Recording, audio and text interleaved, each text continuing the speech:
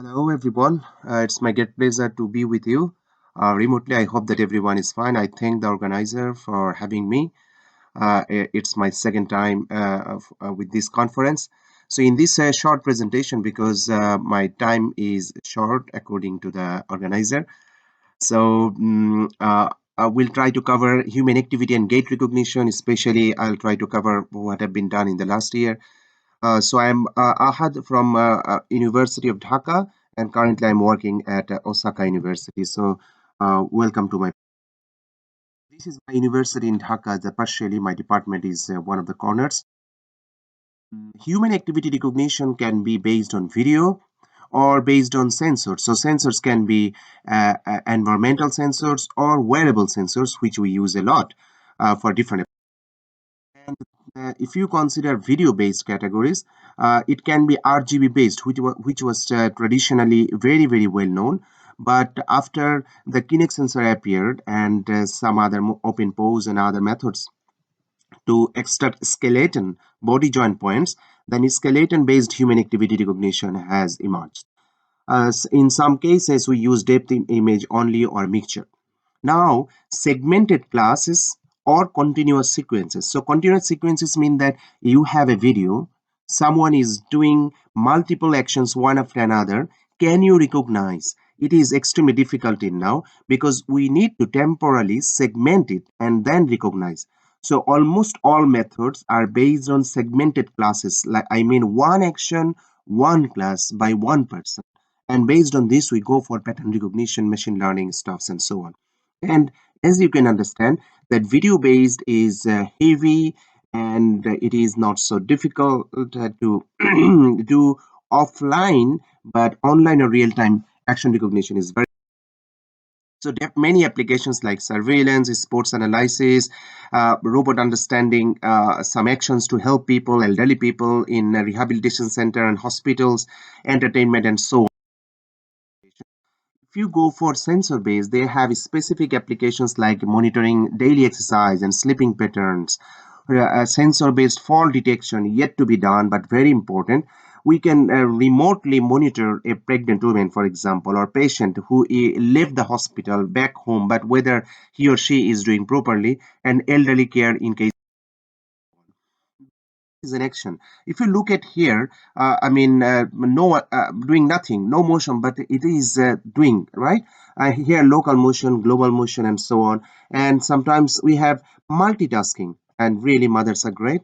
And by the way, I always mention that Malaysia is the greatest example in the world regarding women faculties in the universities. I mean, some universities you can find even 50% female, and this is amazing considering any other countries in the world. So regarding datasets, earlier dataset where KTH and others were only 6 sections classes or 8 or something like that. But then, last 5-7 years, some datasets appeared having 70, 100, 400, 600, many classes and many videos from YouTube basically, and it becomes extremely difficult to recognize using traditional handcrafted methods, which was the main thing. But now deep learning and GPUs, and these are the only thing. So in our approach, we try. So here I'd like to mention one of the applications or methods, gait recognition in occlusion. So gait means walking being, which is a good biometrics at a distance because you don't need iris or face, but gait is far. Of course, the precision and distance from a sensor are varied, and it has wide different applications since long. Gait recognition is basically difficult to do because of clothing, view angle, carried object, and occlusion. So most of the methods have been done where the person is indoor and one person and no occlusions, no clothings, and so on. And occlusions is extremely less explained. What we did, we tried this method. So how can we do that? So we introduce a new method by called silhouette sequence reconstruction. So we would like to reconstruct the silhouette sequence for gait recognition against occlusion. So this is for this purpose, for this framework, we in our framework we have a generator and critic network. So the generator is designed like this, that we give the input occluded silhouette sequence, and it produce just reconstructed silhouette.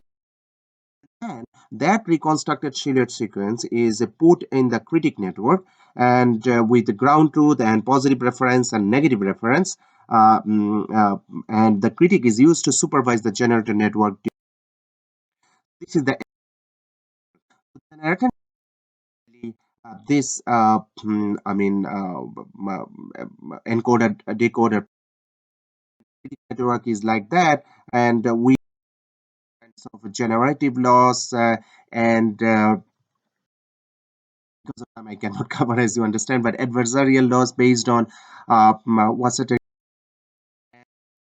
hinge loss of is a triplet hinge loss, and finally the this is the entire reconstruction approach, and based on this we so gate occlusion or dataset, there is no large scale gate dataset with occlusion. So what we need to do, we have to make, because for gate recognition or activity recognition, we need very large dataset. So we used a large dataset from our lab where 10,000 subjects are there, and artificially created some occlusion patterns, added 30% occlusion, 40% occlusion, and 50% occlusion against the full area, and 24 different occlusions pattern, like relative dynamic left to right, bottom to top, and static and random. So if you look at here, the simulation is that 50% dynamic occlusion from left to right. So but you see that this bar is basically black, but for visualization we make it gray so that you can see. So it means that it is an occluded bar, vertical. So it is 100% occluding the person. I mean 50% occluding the person, and the occluder, I mean the this is moving and like this. So the bottom you can see the ground truth. So this way, and another pattern is that it is going like this direction. So I mean relative dynamic of this is the static, means that this occlusion is always the same. So you see you cannot say anything, but from here you cannot see the face part or upper part, and this is different things. So this, so what we found that from those of occlusion patterns artificially created, we made a data set by which we can work. So if you do not have data, we have to can work. Now, whether our method or proposed method is reconstructing the shielded sequence properly. So let's see here. So from the top row, this is the input, for example, and the second to seventh rows are different methods, and the bottom ones are our method. So these are the different benchmark methods to reconstruct something. And we found that at the bottom row is the ground truth. So we find that reconstruction ability is higher in. And this is another example that to see whether the reconstruction is appropriate or not. So if you look in the slide, the green one, these are falsely reconstructed. So this is the bottom one is the ground truth, the original one. And then these and these is our methods, and others are existing methods. So if you see that if we have more green, it is not good, because you falsely reconstruct the pixels. And if you have red, then falsely unreconstructed pixels compared to with the ground truth. So based on this, we can say that this is just one.